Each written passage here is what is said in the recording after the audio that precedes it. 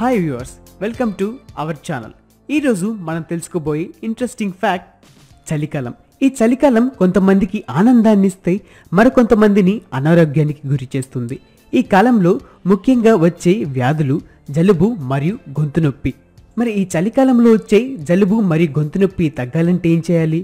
చలికాలం వచ్చిందంటే చాలా మందికి జలుబు దగ్గు వస్తూ ఉంటాయి. దీనితో పాటు అనేక మందిని గొంతు నొప్పి కూడా బాధిస్తూ ఉంటుంది. ఇలా బాధపడేవారు ఒక టేబుల్ స్పూన్లు గళ్ళ ఉప్పు లేదా వంట సోడాను గ్లాస్ గోరువెచ్చని నీటిలో వేసి కరగబెట్టాలి. ఆ నీటిని పుక్కిలించాలి.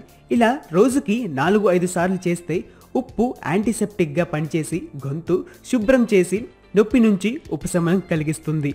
వేడి నీటిలో కాస్త తేనె వేసి తీసుకుంటే గొంతు నొప్పి నుండి త్వరగా ఉపశమనం పొందవచ్చు. ఒక గ్లాసు నీళ్ళలో నిమ్మరసం కలిపి రోజు తీసుకుంటే గొంతు సమస్యలు త్వరగా తగ్గిపోతాయి. అలాగే దాల్చిన చెక్క పొడి, తేనె కలిపిన మిశ్రమాన్ని తింటే దగ్గు మరియు జలుబుతో కూడిన గొంతు నొప్పి నుంచి రిలీఫ్ కూడా లభిస్తుంది. అంతేకాకుండా మిరియాల పొడిని కాస్త తేనెలో కలిపి తినడం లేదా పాలల్లో మిరియాల పొడిని కలిపి తాగిన గొంతు నొప్పి సమస్యలు ఇట్టే తగ్గిపోతాయి.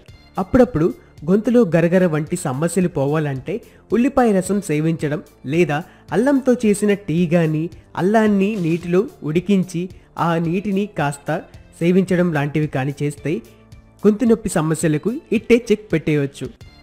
మరిన్ని ఇంట్రెస్టింగ్ న్యూస్, ఫ్యాక్ట్స్, అప్డేట్స్ కోసం ఇప్పుడే ఈ ఛానల్ని సబ్స్క్రైబ్ చేయండి.